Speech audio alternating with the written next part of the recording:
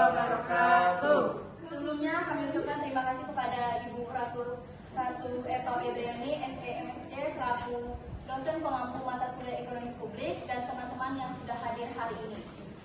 Sebelumnya, perkenalkan nama saya Putri Adela, saya sebagai moderator sekaligus pemateri pertama.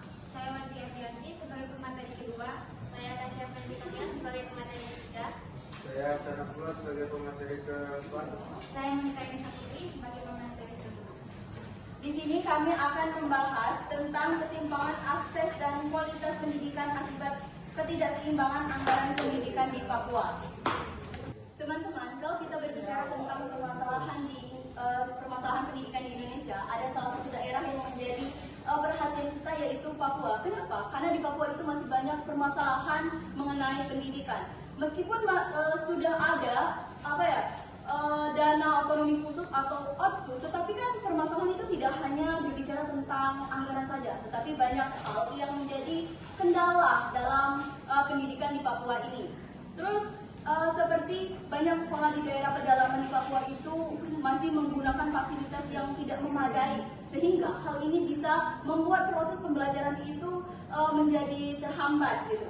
Terus guru di Papua itu masih sedikit. Kenapa hal itu bisa terjadi? Karena transportasi untuk menuju ke sekolah itu masih sulit, teman-teman. Terus ada juga banyak daerah di Papua itu tidak memiliki listrik, internet. Nah, dan hal itu juga dapat menyebabkan anak-anak di Papua itu sulit untuk belajar dengan baik. Program seperti bantuan operasional sekolah atau yang sering kita sebut sebagai dana BOS itu sering terlambat pencairannya dan tidak selalu tepat sasaran, membuat sekolah-sekolah itu kesulitan menjalankan kegiatan mereka. Terus banyak anak-anak di Papua itu menempuh jarak yang jauh untuk menuju ke sekolah mereka, terus yang menyebabkan angka putus sekolah di Papua itu semakin tinggi. Nah, rumusan masalah dari kasus yang kami ambil ini, yang pertama itu, apa faktor penyebab ketimpangan anggaran dan bagaimana dampak ketidakseimbangan anggaran pendidikan terhadap ketimpangan akses dan kualitas pendidikan di Papua. Yang kedua itu, bagaimana kebijakan pemerintah dan mengatasi kesenjangan pendidikan daerah Papua. Yang selanjutnya itu, solusi apa yang dapat diterapkan untuk meningkatkan pemerataan akses dan kualitas pendidikan di seluruh wilayah Papua. Kalau kita berbicara tentang ketimpangan pendidikan di Papua, itu kan merupakan permasalahan yang cukup serius. Nah, permasalahan itu pasti ada faktor-faktor penyebabnya. Dari kasus yang kami ambil ini, kami mengambil 4 faktor penyebab kegagalan ketimpangan pendidikan di Papua. Yang pertama itu infrastruktur pendidikan yang terbatas.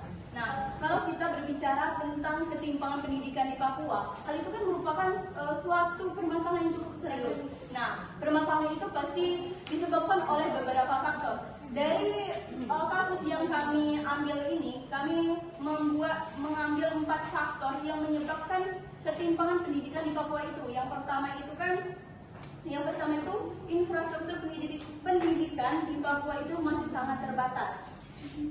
Masih banyak sekolah di pedalaman itu menggunakan bangunan darurat. Bahkan mereka itu tidak memiliki fasilitas dasar seperti meja, kursi, dan buku pelajaran. Yang kedua itu kurangnya tenaga kerja.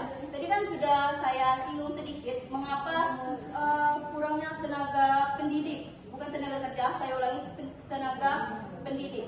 Karena banyak guru itu enggan untuk mengajar di daerah terpencil karena akses transportasi itu yang masih sulit, bahkan tidak memiliki fasilitas pendukung, serta gajinya yang misalnya itu masih kecil. Yang ketiga itu ada akses teknologi yang tertinggal.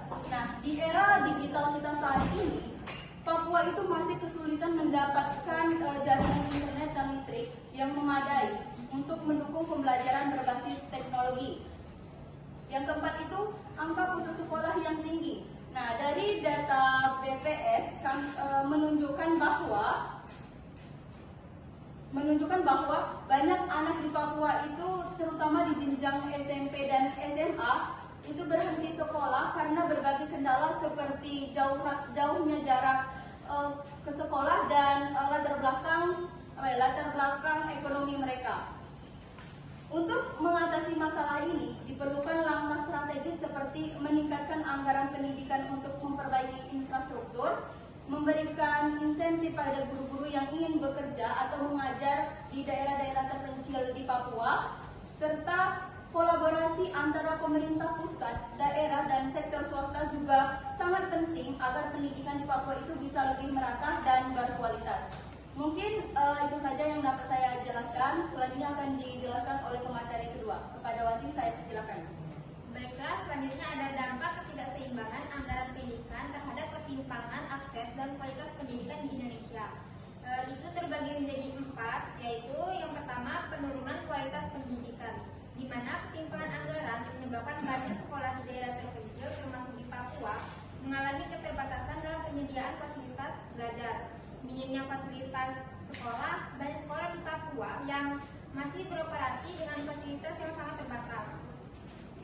Selanjutnya ada kesenjangan pendidikan antara daerah, di mana ketimpangan anggaran memburuk kesenjangan pendidikan antara daerah maju dan tertinggal. Papua sebagai contoh utamanya, yaitu data Kemendikbud, Papua memiliki indeks pembangunan manusia yaitu IPM yang lebih rendah dibandingkan provinsi lainnya.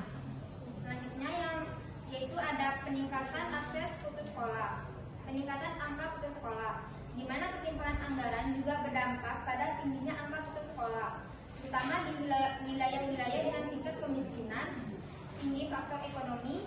Banyak keluarga di Papua yang mengalami kesulitan ekonomi, sehingga anak-anak mereka sering terpaksa bekerja membantu keluarga daripada melanjutkan pendidikannya. Selanjutnya ada dampak jangka panjang pada pembangunan SDM. Dalam jangka ini, ketimpangan anggaran akan berdampak pada pembangunan sumber daya manusia, terutama di wilayah-wilayah yang tertinggal seperti Papua. Selanjutnya ada kebijakan pemerintah dalam mengatasi kesenjangan pendidikan daerah Papua. Itu terbagi menjadi 5, yaitu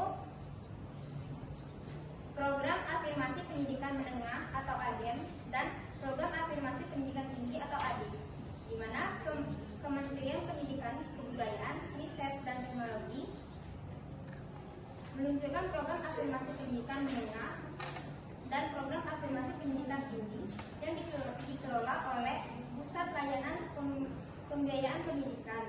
Program ADEM bertujuan untuk memberikan akses pendidikan menengah bagi siswa SMA atau SMK dari daerah 3T, yaitu terdepan, terpencil, dan tertinggal. Selanjutnya ada penerapan kebijakan afirmasi dalam penerimaan peserta didik baru atau PPDB melalui sistem zonasi. Sejak tahun 2017, pemerintah menerapkan sistem zonasi dalam PPDB sebagai bentuk kebijakan afirmatif untuk mengurangi kesenjangan akses pendidikan. Kebijakan ini bertujuan untuk memastikan bahwa siswa dapat bersekolah di dekat tempat tinggal mereka, sehingga mengurangi disparitas antar sekolah favorit dan non-favorit. Selanjutnya ada peningkatan infrastruktur dan fasilitas pendidikan, di mana pemerintah telah melakukan berbagai upaya untuk meningkatkan infrastruktur pendidikan di Papua, seperti membangun sekolah-sekolah baru di daerah terpencil, meningkatkan gaji guru, dan memberikan beasiswa kepada siswa berprestasi. Namun, upaya tersebut tampaknya belum cukup untuk menjembati kesenjangan yang ada. Selanjutnya ada pembentukan Badan Pengarah Percepatan Pembangunan Papua, yaitu pemerintah membentuk Badan Pengarah Papua sebagai bagian dari upaya percepatan pembangunan di wilayah tersebut. Badan ini bertugas untuk mengkoordinasikan program-program pembangunan sesuai dengan rencana induk percepatan pembangunan. Selanjutnya ada kolaborasi dengan pemerintah daerah dan pemberdayaan masyarakat lokal. Pemerintah pusat bekerjasama dengan pemerintah daerah untuk meningkatkan kualitas pendidikan di Papua. Langkah-langkah yang diambil antara lain menarik guru-guru berkualitas ke daerah pedalaman, memberikan pelatihan kepada guru-guru lokal, dan menyediakan insentif bagi guru yang bertugas di daerah terpencil. Selain itu juga, pemberdayaan masyarakat lokal dilakukan dengan melibatkan mereka dalam program-program pendidikan, seperti gotong royong dalam pembangunan sekolah, dan pemberian beasiswa bagi anak-anak dari keluarga yang kurang mampu. Selanjutnya kepada pemateri ketiga dipersilakan untuk menyampaikan materi. Baik, terima kasih. Dari kebijakan dan program yang telah dibacakan oleh Wati. Dari kebijakan dan program yang telah dijelaskan oleh Wati, dapat dilihat bahwa pemerintah itu telah mengatasi kesenjangan pendidikan di Papua. Namun, masih terdapat kelemahan yang masih menjadi tantangannya.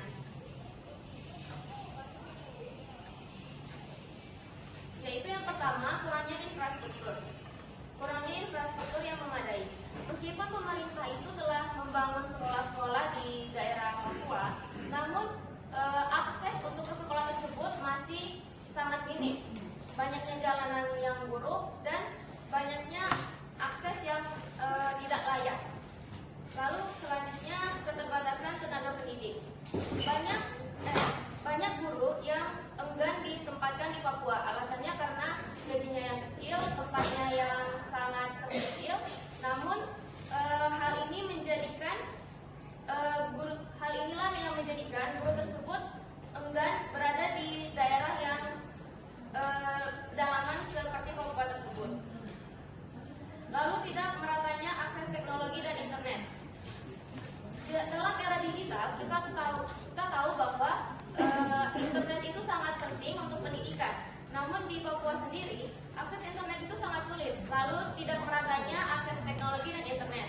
Dalam era digital kita tahu bahwa internet itu sangat berguna untuk pendidikan. Namun di Papua sendiri internet itu masih sangat sulit untuk dijangkau. Lalu rendahnya partisipasi masyarakat lokal. Banyak masyarakat di Papua ini dari dulu memang minim dalam pendidikan, sehingga orang-orang di sana, orang tua ataupun orang tua mereka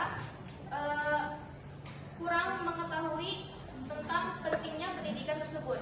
Alhasil, pendidikan menjadi sangat minim terhadap partisipasi masyarakatnya. Lalu ketimpangan anggaran pendidikan. Meskipun Papua mendapatkan dana dari otonomi khusus, namun alokasi anggaran ini seringkali tidak digunakan secara efektif. Banyak korupsi yang terjadi dan banyak pendidikan yang masih memiliki tenaga kerja dan fasilitas yang sangat buruk karena korupsi tersebut. Saya kembalikan ke moderator. Terima kasih kepada pemateri yang ketiga. Selanjutnya itu penyampaian materi oleh pemateri keempat. Kepada Hasan dipersilakan. Baik, terima kasih kepada moderator. Di sini akses dan kualitas pendidikan di seluruh wilayah Papua. Untuk meningkatkan pemerataan akses dan kualitas pendidikan di wilayah Papua diperlukan solusi komprehensif dan berkelanjutan, mengingat tantangan geografis, sosial, dan ekonomi yang dihadapi. Berikut adalah beberapa langkah yang dapat diterapkan. Yang pertama yaitu peningkatan infrastruktur pendidikan.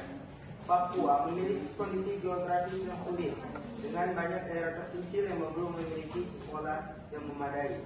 Oleh karena itu, pemerintah perlu mempercepat pembangunan sekolah, perbaikan ruang kelas, laboratorium, perpustakaan, serta fasilitas pendukung lainnya. Yang kedua yaitu pengembangan dan peningkatan kualitas guru. Masalah kekurangan guru di Papua harus segera ditangani dengan memberikan insentif yang menarik bagi tenaga pendidik yang bersedia mengajar di daerah terpencil. Selain itu, pelatihan dan pengembangan profesional bagi guru juga harus ditingkatkan agar mereka memiliki keterampilan yang sesuai dengan kebutuhan siswa di Papua. Program beasiswa untuk calon guru dari Papua juga dapat menjadi solusi jangka panjang agar mereka kembali mengajar di daerah asalnya setelah lulus. Yang ketiga yaitu pengembangan kurikulum berbasis budaya lokal. Kurikulum yang digunakan di sekolah-sekolah Papua perlu disesuaikan dengan kearifan lokal agar lebih relevan dengan kehidupan masyarakat setempat. Dengan mengintegrasikan budaya dan nilai-nilai lokal ke dalam materi pembelajaran, siswa dapat lebih memahami dan menghargai identitas mereka sendiri. Sekaligus tetap mendapatkan pendidikan berkualitas yang dapat meningkatkan daya saing mereka di tingkat nasional maupun global. Yang keempat yaitu pemanfaatan teknologi dalam pendidikan. Teknologi dapat menjadi solusi untuk memperluas akses pendidikan di daerah terpencil. Pemerintah dapat menyediakan fasilitas seperti jaringan internet yang lebih baik, komputer dan perangkat pembelajaran digital agar siswa dapat mengakses sumber belajar secara daring. Yang kelima yaitu peningkatan aksesibilitas dan transportasi. Banyak anak di Papua yang harus berjalan jauh atau melintasi medan yang sulit hanya untuk mencapai sekolah. Oleh karena itu, peningkatan infrastruktur jalan, jembatan dan sarana transportasi menjadi faktor penting dalam pemerataan akses pendidikan. Pemerintah juga bisa menyediakan transportasi sekolah gratis atau bersubsidi untuk membantu siswa yang tinggal di daerah terpencil. Yang keenam yaitu keterlibatan komunitas dari orang tua dalam pendidikan. Pendidikan di Papua tidak hanya menjadi tanggung jawab pemerintah, tetapi juga membutuhkan dukungan dari masyarakat setempat. Orang tua dan komunitas lokal perlu dilibatkan dalam berbagai program pendidikan agar mereka lebih memahami pentingnya pendidikan bagi masa depan anak-anak mereka. Selanjutnya yang ketujuh yaitu penyediaan sekolah berasrama. Sekolah berasrama dapat menjadi solusi bagi anak-anak yang tinggal di daerah terpencil. Dengan tinggal di asrama, siswa dapat fokus belajar tanpa harus menghadapi tantangan perjalanan jauh setiap hari. Sekolah asrama juga dapat memberikan lingkungan belajar yang lebih kondusif dengan fasilitas yang lebih lengkap serta pengawasan dari tenaga pendidik dan pembimbing. Selanjutnya yang terakhir ke-8, pengelolaan dana pendidikan yang transparan dan efektif. Dana pendidikan yang dialokasikan untuk Papua terutama dari dana otonomi khusus harus dikelola dengan lebih transparan dan tepat sasaran. Pengawasan ketat terhadap anggaran pendidikan sangat penting agar dana yang tersedia benar-benar digunakan untuk meningkatkan fasilitas, kesejahteraan guru serta kebutuhan siswa, bukan disalahgunakan oleh oknum tertentu. Terima kasih. Saya kembalikan kepada moderator. Terima kasih kepada pemateri keempat. Yang terakhir itu pemateri kelima kepada Monica, dipersilakan. Terima kasih kepada moderator. Di sini saya akan membahas persyaratan yang harus dipenuhi agar solusi bisa berhasil mengatasi permasalahan. Agar solusi ini dapat berhasil mengatasi ketimpangan akses dan kualitas pendidikan di Papua, beberapa persyaratannya yaitu pertama adalah komitmen pemerintah dalam peningkatan anggaran dan pengawasan. Pemerintah harus mengutamakan terkhususnya anggaran pendidikan untuk Papua dengan memastikan dana dialokasikan dengan merata dan sesuai dengan kebutuhan daerah.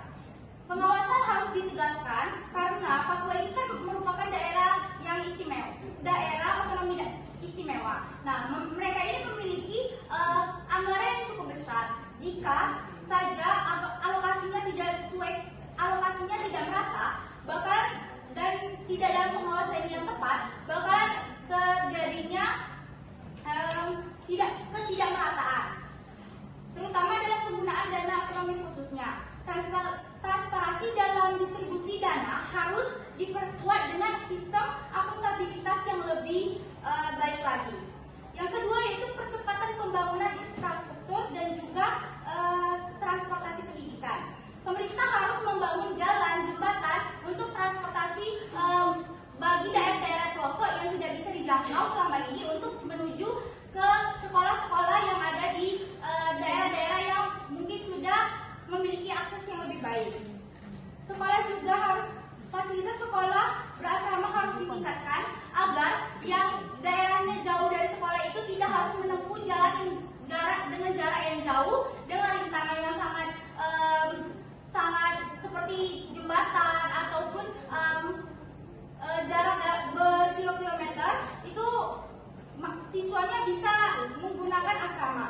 Yang ketiga yaitu meningkatkan kesejahteraan dan kompetensi guru. Pemerintah harus menyediakan akomodasi yang layak untuk guru-guru yang mau menjadi guru-guru terluar dan terdalam. Program perhatian dan pengembangan guru harus diperkuat agar mereka memiliki keterampilan dan juga metode pengajaran yang lebih efektif untuk khususnya daerah-daerah terpencil ini. Program beasiswa bagi calon guru juga di Papua harus diperbanyak agar lebih banyak lagi warga lokal yang bisa menjadi penerus guru-guru yang kemungkinan jika di luar Papua itu banyak masyarakat yang tidak berminat untuk menjadi guru di daerah Papua. Yang keempat yaitu implementasi teknologi pendidikan yang merata. Karena kebanyakan itu ketimpangan di daerah-daerah Papua yang sudah modern itu fasilitasnya sudah sangat baik, namun yang di daerah pelosok itu bahkan internet saja belum tersalurkan. Nah, pemerintah harus memeratakan dan mampu menyalurkan internet sampai ke pelosok dan memberikan fasilitas juga berupa laptop, handphone kepada siswa dan guru agar bisa mengakses internet dan juga informasi yang lebih luas lagi. Yang kelima yaitu partisipasi masyarakat dan orang tua dalam pendidikan. Banyak sekali masyarakat lokal atau masyarakat adat di Papua itu yang belum mengetahui bahwa pendidikan itu penting. Baik itu juga dari orang tua itu sendiri. Mereka beranggapan bahwa pendidikan belum begitu penting. Nah, di sini peran pemerintah harus masuk, harus bisa menyalurkan dan memberikan arahan dan juga sosialisasi kepada masyarakat agar mampu agar menganggap bahwa pendidikan itu penting untuk masa depan dari mereka sendiri. Yang terakhir yaitu evaluasi dan keberlanjutan program. Program-program yang telah ada itu tidak akan berjangka panjang jika tidak ada yang namanya evaluasi dan juga evaluasi keberlanjutan. Yaitu setiap program pendidikan di Papua harus memiliki sistem evaluasi yang berkala untuk menilai efektivitasnya. Keberlanjutan program pendidikan harus dipastikan dengan perencanaan jangka panjang dan dukungan kebijakan yang konsisten. Terima kasih. Kembali ke moderator. Terima kasih kepada pemateri kelima. Itu saja penyampaian materi dari kami. Kami harap kalian semua memahami apa yang telah kami sampaikan. Tetapi kalau misal ada yang belum paham mengenai materi yang kami sampaikan tadi, kami akan membuka sesi pertanyaan. Kepada teman-teman yang ingin bertanya, kami persilahkan.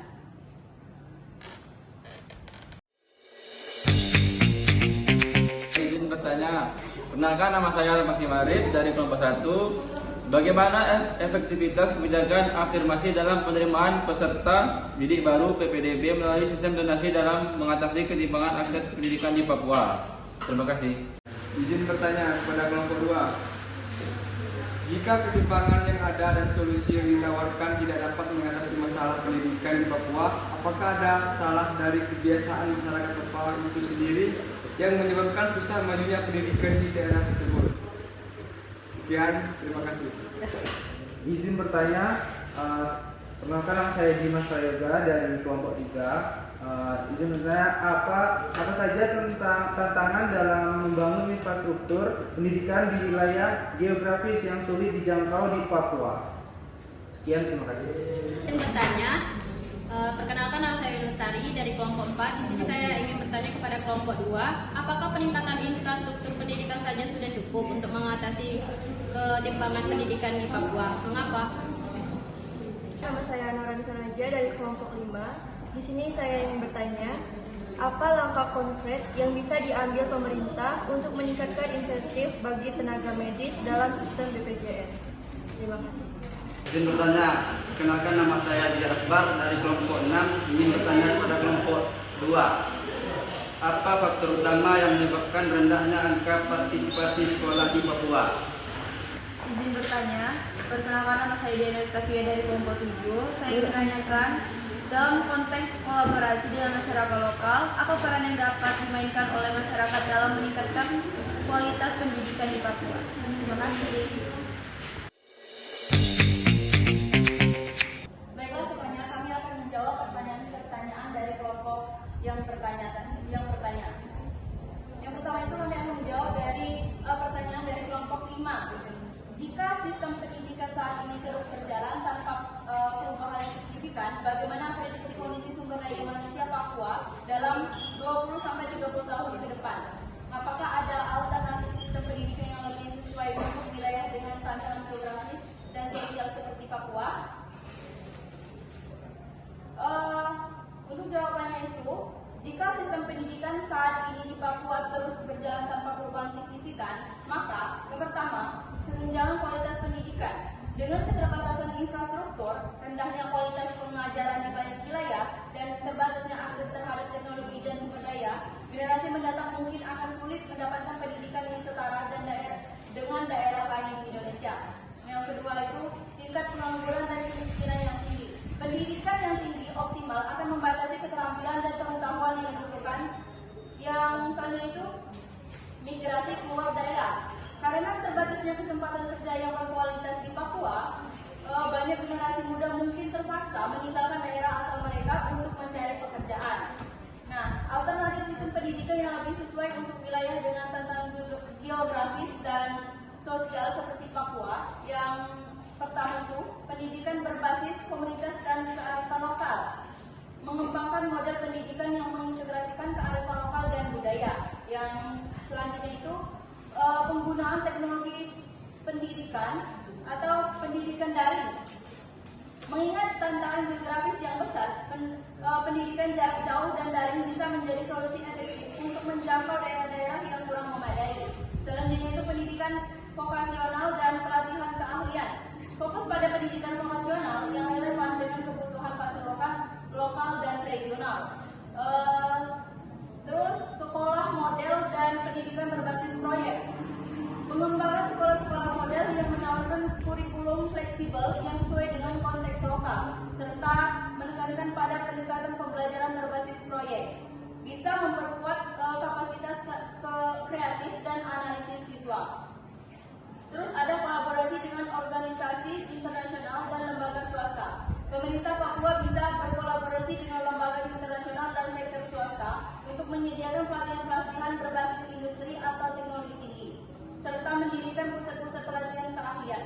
Ini bisa membantu meningkatkan kapasitas sumber daya manusia di Papua dan mendorong sektor ekonomi yang lebih beragam dan berkelanjutan. Nah, itu adalah jawaban dari kelompok kami. Apakah kelompok 5 sudah memahami atau ada sanggahan? Terima kasih. Baiklah, saya akan menjawab pertanyaan dari kelompok 7. Yaitu pertanyaannya, dalam konteks kolaborasi dengan masyarakat lokal, apa peran yang dapat dimainkan oleh masyarakat dalam meningkatkan kualitas pendidikan di Papua? Masyarakat lokal di Papua memiliki peran penting dalam meningkatkan kualitas pendidikan di daerah mereka.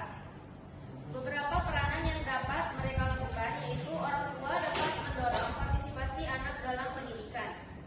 Lalu dapat menjadi guru atau pengajar lokal, mengisi kekurangan tenaga kerja pengajar dengan menjadi guru honorer atau relawan di sekolah-sekolah yang kekurangan staf. Lalu mendukung infrastruktur sekolah. Masyarakat dapat berpartisipasi dalam pembangunan atau perbaikan fasilitas sekolah. Lalu mengembangkan pendidikan berbasis kearifan lokal. Lalu mendukung guru dan tenaga pendidik. Mendorong kerjasama dengan pemerintah dan lingkungan sekitar. Bekerja sama dengan pemerintah daerah, organisasi non-profit, dan sektor swasta untuk mendapatkan bantuan pendidikan. Lalu kurikulum yang tidak relevan. Pengembangan kurikulum yang sesuai dengan budaya lokal Papua sangat dapat meningkatkan motivasi siswa dan keterlibatan orang tua. Lalu kesadaran masyarakat. Rendahnya kesadaran masyarakat tentang pentingnya pendidikan juga menjadi kendala. Program-program yang mendidik masyarakat tentang manfaat pendidikan sangat diperlukan untuk meningkatkan partisipasi. Kelompok 4 sudah bisa menerima jawaban dari kelompok kami. Bisa. Terima kasih. Apakah kelompok 1 bisa menerima jawaban dari kelompok kami? Bisa. Terima kasih. Baiklah, selanjutnya itu pertanyaan dari kelompok 6. Apa faktor utama yang menyebabkan rendahnya angka partisipasi sekolah di Papua? Untuk jawabannya yaitu rendahnya angka partisipasi sekolah di Papua disebabkan oleh beberapa faktor utama, diantaranya yaitu aksesibilitas dan infrastruktur terbatas. Yang kedua yaitu kualitas dan ketersediaan tenaga pendidik. Yang ketiga yaitu faktor ekonomi. Keempat faktor sosial dan budaya. Dan yang kelima yaitu keamanan dan stabilitas sosial. Untuk meningkatkan angka partisipasi sekolah di Papua, diperlukannya kebijakan yang lebih inklusif, seperti pembangunan sekolah berbasis komunitas, insentif bagi guru, serta program bantuan ekonomi bagi keluarga kurang mampu. Terima kasih. Bagaimana kelompok 6, apakah jawaban dari kelompok 6 bisa diterima? Nah, kemudian pertanyaan dari kelompok 3. Sini saya akan menjawab pertanyaan dari kelompok 3. Apa saja tantangan dalam pembangunan infrastruktur pendidikan di wilayah geografis yang sulit dijangkau di Papua? Banyak sekali tantangan yang dihadapi untuk pembangunan infrastruktur pendidikan di wilayah geografis yang sulit dijangkau di Papua. 5 di antaranya, yang pertama adalah medan yang sulit dan terisolasi. Banyak sekali daerah Papua itu yang daerahnya itu terisolasi, baik itu karena jalannya buntu atau memang belum ada akses jalan sama sekali. Dan kedua itu kurangnya tenaga pengajar. Nah, tenaga pengajar ini banyak sekali yang tidak mau ditugaskan ke daerah-daerah terpencil di Papua karena kurangnya akses dari internet, sulit untuk keluar, sulit untuk mencari barang-barang yang ingin diperlukan. Yang ketiga yaitu minimnya sarana dan prasarana. Banyak sekolah tidak memiliki bangunan layak seperti listrik, air bersih, dan juga fasilitas pendukung seperti laboratorium atau perpustakaan. Yang keempat yaitu biaya pembangunan yang tinggi. Karena terpencil dan jaraknya jauh dan medannya sangat menantang, membuat barang-barang yang dari luar daerah tersebut menjadi harganya sangat tinggi, menyebabkan pembangunannya itu membutuhkan biaya yang sangat tinggi. Yang kelima yaitu kurangnya komitmen dan koordinasi dari pemerintah sendiri. Karena daerah ini terpencil dan perlu